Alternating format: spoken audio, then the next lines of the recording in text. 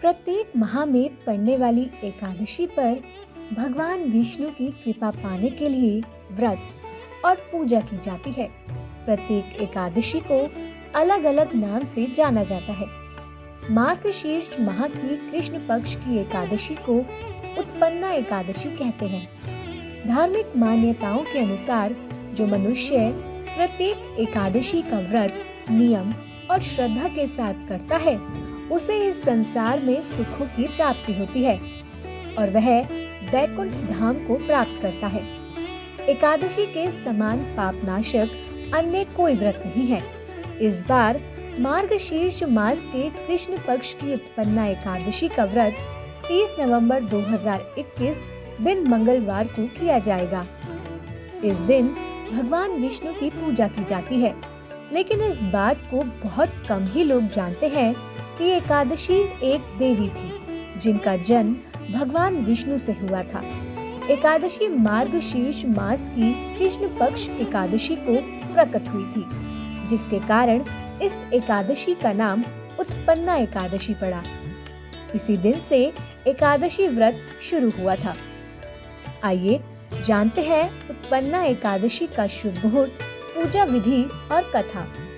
एकादशी तिथि आरंभ समय 30 नवंबर 2021 दिन मंगलवार को प्रातः 4:13 से।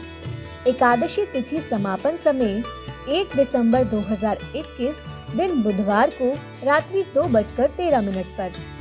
द्वादशी को व्रत के पारण का समय 1 दिसंबर 2021 प्रातः 7:34 से 9:01 तक। इस व्रत के प्रभाव से मोक्ष की प्राप्ति होती है। मान्यता है कि इस व्रत से मिलने वाले फल अश्वमेध यज्ञ, कठिन तपस्या, तीर्थ स्नान व दान आदि से मिलने वाले फलों से भी अधिक होते हैं।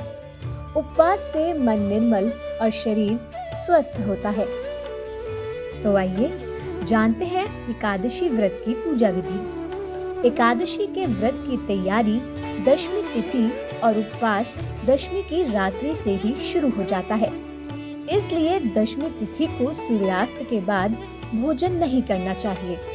एकादशी तिथि को प्रातः उठकर स्नान आदि करें और स्वच्छ वस्त्र धारण करके व्रत का संकल्प लें।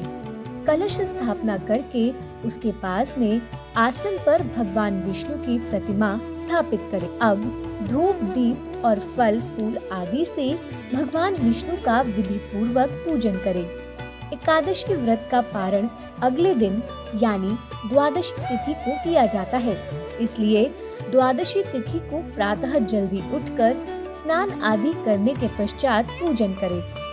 अब सात्विक भोजन बनाकर किसी ब्राह्मण को करवाएं और यथासंभव दान दक्षिणा दें। तत्पश्चात स्वयं भोजन करके व्रत का पारण करें। उत्पन्ना एकादशी की पौराणिक व्रत कथा इस प्रकार है। कथा अनुसार सतयुग में मुरु नामक राक्षस ने एक समय देवताओं पर विजय हासिल कर इंद्र देवता को अपना बंधक बना लिया था। तभी देवता भगवान शंकर की शरण में पहुँचे। भोलेनाथ ने देवताओं को भगवान विष्णु के पास जाने की सलाह दी।